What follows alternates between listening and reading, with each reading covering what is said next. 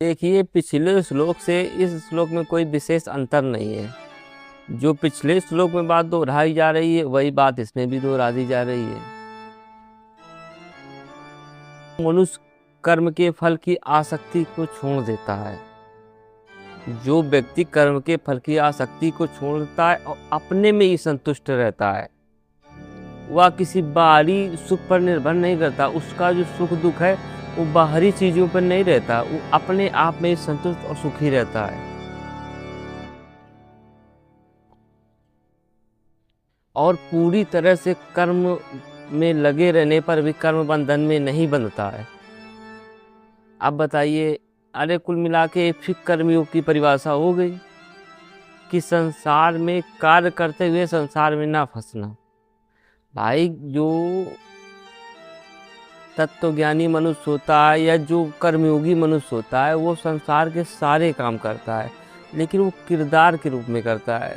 ऐसे मान लो इधर रामलीला हो रही, अब एक तरफ मेघनाद है, एक तरफ लक्ष्मण है।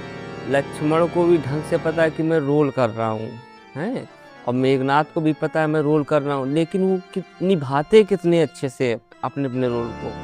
ऐसे ही जो कर्मयोगी मनुष्य है वो काम तो संसार के सारे करता है और उसमें संतुष्ट भी रहता है, क्योंकि भाई अगर उसमें मेघनाद मर रहे तो उसमें कोई टेंशन की बात नहीं। कौन रियल में तो उसको पता है कि कौन मर रहा है, कौन यहाँ जी रहा है। वो जब किरदार ही कर रहा है तो अपने आप में संतुष्ट रहता है। वो किसी बाहरी सुख दुख पर निर्भर नहीं करता कि वो कोई लाभ हो गया, कोई हानि हो गई तो वो टेंशन लेके बैठ जाए, अरे मेरा नुकसान हो गया है।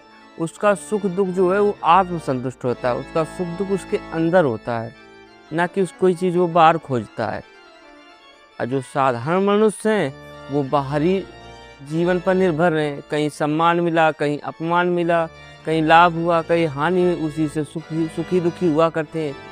लेकिन ऐसा मनुष्य, कर्मयोगी मनुष्य, कभी सुखी दुखी, वो अपने आप में संतुष्ट है और संसार के सभी कर्म करते हुए, सभी कर्म मतलब समझ रहे हो, जो संसार के सभी कर्म किरदार रूप में किरदार रूप में कार्य कर रहा, तो उस कर्म बंधन में भी नहीं बनता, वो मोक्ष को प्राप्त करता है।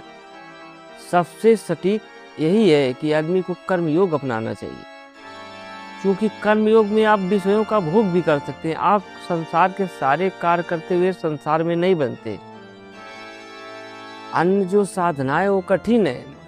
अब मान लो बाबा बन जाते तो आप पे अलग नियम लागू होते हैं, संसार का त्याग करना पड़ता है। इसमें संसार का त्याग नहीं है, इसमें संसार में रहते हुए कार्य को करना है।